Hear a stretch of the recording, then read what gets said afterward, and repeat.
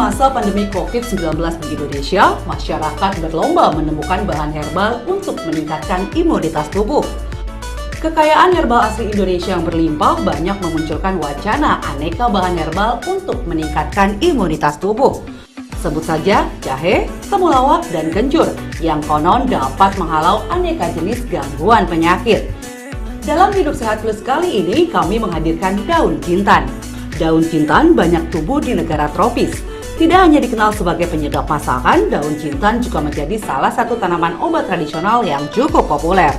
Di masa pandemi ini, daun jintan banyak dikonsumsi untuk meningkatkan imunitas tubuh. Benarkah itu mitos atau fakta ya? Di segmen kali ini, ahli herbal Dr. Tania Ingrid akan menjawab 7 mitos yang banyak beredar di masyarakat. Apa saja ya? Yuk kita simak! Ini adalah daun jinten. Daun jinten ini beda tanaman loh ya dengan rempah-rempah yang namanya jinten.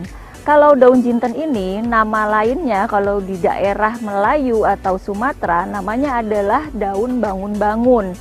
Nama latinnya adalah Coloeus amboinicus. Daun jinten ini selain dapat dikonsumsi langsung sebagai bumbu masakan juga bermanfaat untuk pengobatan. Misalnya untuk batuk, untuk sariawan, untuk melancarkan ASI, dan lain-lain. Pada kali ini, saya akan membahas fakta mitos tentang daun jinten. COVID-19 banyak menyerang tubuh dengan imunitas yang rendah.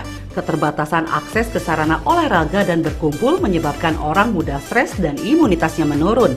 Fakta mitos pertama, katanya mengonsumsi rebusan daun jintan dapat menjaga daya tahan tubuh. Benarkah itu fakta atau mitos ya? Itu adalah fakta.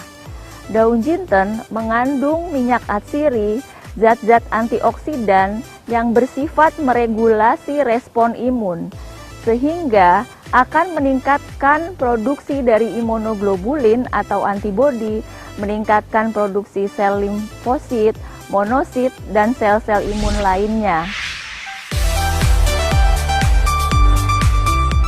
Fakta mitos ketiga, saat flu datang memang sangat mengganggu. Oleh karena itu, penting agar imunitas selalu terjaga, terlebih di masa pandemi saat ini. Mitosnya, flu, batuk, dan asma dapat diobati dengan mengonsumsi rebusan daun jintan. Benarkah, Dr. Ingrid, itu fakta atau mitos ya? Ya, itu fakta.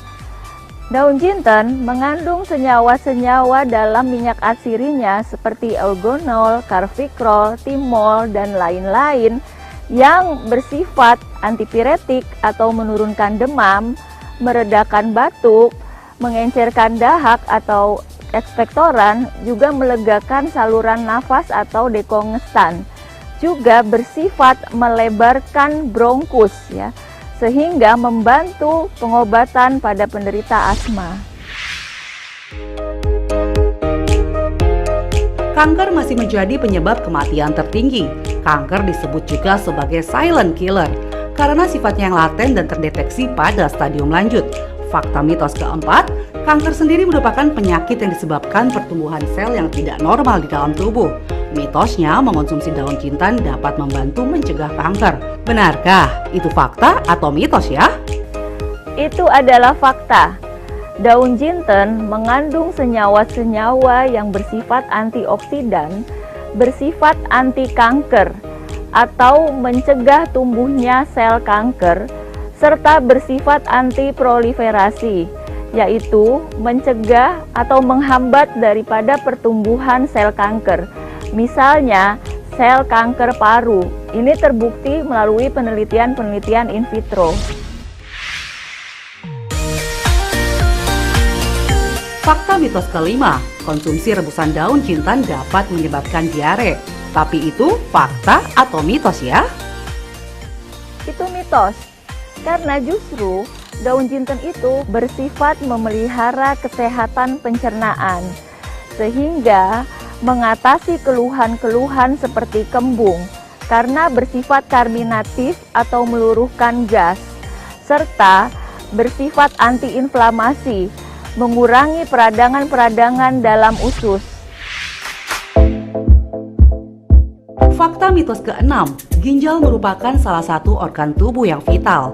Ginjal berfungsi untuk menyaring racun di dalam tubuh. Saat ginjal Anda sudah tidak dapat berfungsi dengan baik, tentu akan berakibat fatal bagi kesehatan tubuh Anda. Nah, mitosnya daun jintan baik dikonsumsi untuk kesehatan ginjal.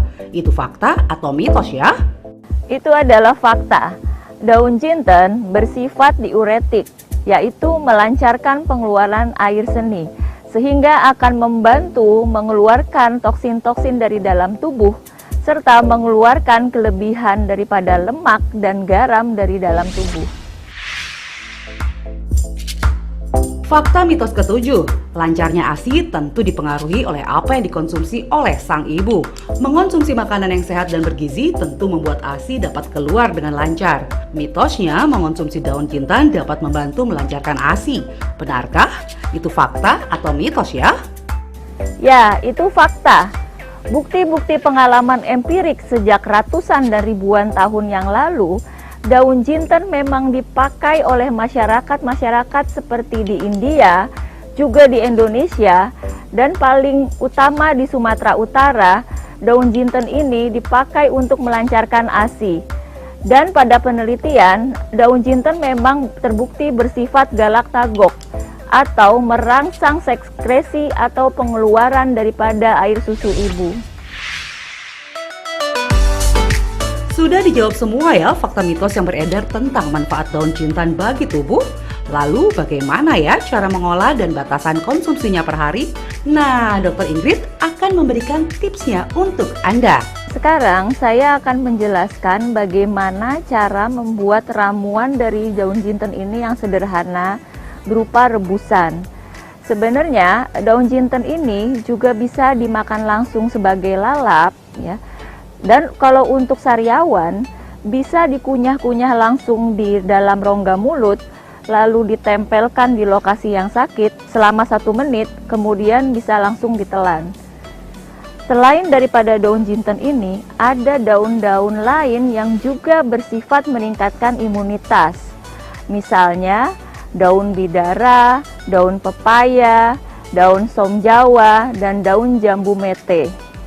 Sebagian besar memang bisa diolah dengan cara merebus, tetapi bisa juga ada beberapa yang dimakan langsung sebagai lalap.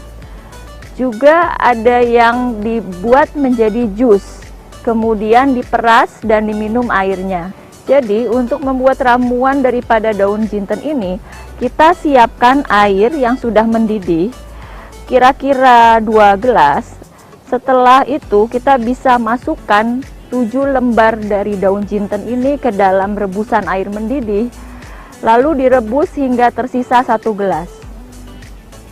Nah, ini airnya sudah mendidih, jadi kita bisa masukkan 7 lembar daun jinten ini. Boleh lebih sampai maksimum 10 lembar daun ya, minimum 5. Kita tunggu hingga kira-kira tersisa setengah, tetapi sebenarnya bisa juga kita diamkan 5 menit setelah mendidih, kemudian kita matikan. Nah, ini sudah saya tuang ramuan daun jintennya ke dalam cangkir. Seperti ini bisa langsung diminum. Tapi kalau kita mau tambahkan madu, itu tentu baik juga. Kita bisa tambahkan madu sekitar 1 sendok makan. Setelah ini diminum dan kita bisa konsumsi 2-4 kali sehari. Tergantung beratnya gangguan kesehatan yang kita rasakan. Misalnya jika kita mengalami sakit flu dan batuk yang cukup mengganggu, kita bisa konsumsi 4 kali sehari 1 cangkir ya. Jika sariawan, kita cukup mengunyah daun mentahnya saja. Nah, ramuan daun jinten ini aman dikonsumsi anak-anak di atas umur 5 tahun dan juga orang dewasa, serta aman juga untuk lansia. Tetapi ingat ya, kalau wanita hamil sebaiknya tidak mengkonsumsi rebusan daripada daun jinten ini, karena ada sifat yang meningkatkan kontraksi daripada rahim. sehingga bisa menginduksi atau menstimulasi persalinan prematur. Jadi untuk ibu hamil hindari, cukup makan daunnya saja sebagai lalap. Tetapi kalau untuk ibu menyusui, ini sangat baik untuk meningkatkan produksi air susu ibu.